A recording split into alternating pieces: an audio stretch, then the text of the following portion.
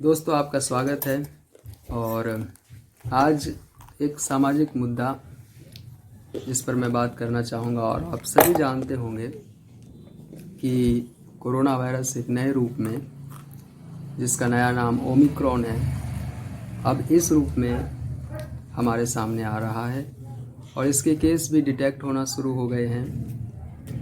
पहला केस कर्नाटक के कुछ व्यक्तियों में मिला, फिर राजस्थान में मिला, और फिर मैंने किसी रिपोर्ट में देखा कि एक ही परिवार के 5 लोग इस कोरोना के नए रूप से संक्रमित पाए गए। और एक डॉक्टर तो इतना फ्रस्ट्रेट हो गया कि उसने अपनी पत्नी और अपने बच्चे, जिसमें उसका एक बेटा और एक बेटी थी, उसको मार डाला। मतलब इतना डिप्रेशन में आ गया वो, क्योंकि कोरोना की दूसरी लहर में वो इस तरह से टूट चुका था, इस तरह से झेल चुका था कि कोरोना के इस नए रूप को वह झेलने को भी तैयार नहीं था। जो रूप अभी उतना सामने उभर कर आया भी नहीं था, और उसने इस तरह का कदम उठाया।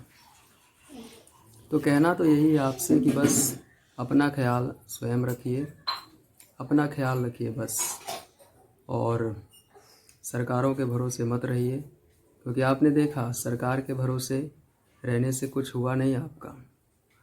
कोरोना के दूसरी लहर में आपने देखा कि सरकारों ने किस तरह से हाथ खड़े कर दिए। और अभी तो चुनाव भी आ रहा है, तो सरकारें चुनाव देखेंगी या आपको देखेंगी, आप बेहतर समझते हैं। उन्हें चुनाव से महत्वपूर्ण उसके लिए कुछ भी नहीं है, और इसीलिए आप अपना भी ख्याल रखिए और अपने आसपास के लोगों को जागरूक रखिए। और मैंने भी बहुत कुछ झेला है, यही समझ लीजिए कि मैंने अपना सबसे प्रिय खोया है दूसरी लहर में। तो मैं आपसे यही कहूँगा कि कोरोना की तीसरी लहर आने वाली है, आ रही है। हमें दुश्मन के बारे में कुछ भी पता नहीं है, ठीक है। तो जब पता नहीं है, और जबकि नहीं पता तो है क्योंकि दूसरी लहर आपने देखी है, लेकिन इस नए रूप का अभी कुछ अता पता नहीं है कि ये किस तरह से अटैक करेगा।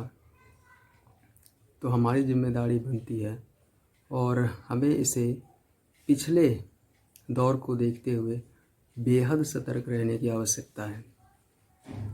क्योंकि पटना में भी और बिहार में कुछ केस आज ही मैंने पढ़ा कि कोरोना की वजह से दो लोगों की मौत हो गई पटना एम्स में। तो आपसे यही कहूँगा, क्योंकि सामाजिक अवेयरनेस, सोशल अवेयरनेस फैलाना ज़रूरी होता है। जितने भी हमारे सब्सक्राइबर हैं और जितने भी लोग इसे देखें, तो बस उसे यही कहना चाहूँगा कि अपना ख्याल स्वयं रखिए और सरकारों के भरोसे मत रहिए, क्योंकि काम आप ही एक दूसरे के आने वाले हैं। क्योंकि जब अगर ये भगवान न करे कि जैसे दूसरी लहर आई उस तरह से ये तीसरी लहर आवे, क्योंकि तब विभीषिका और बड़ी दूभर हो जाएगी। तो बस यही कहना था, सतर्क रहिए और अपना काम भी करते रहिए। जो भी आपका दैनिक काम है करते रहिए। सैनिटाइजेशन करना सभी लोग भूल चुके हैं, मास्क भी पहनना लगभग भूल चुके हैं। तो इसे अपनी आदतों में धीरे धीरे शामिल कीजिए, ताकि बाद में हमें पछताना ना पड़े। मैं इसे अपने ऊपर भी लागू करूँगा, करने की कोशिश करूँगा, और आपसे भी आग्रह करूँगा। तो दोस्तों मुझे यही कहना था कि इस दुश्मन को लेकर सतर्क रहिए।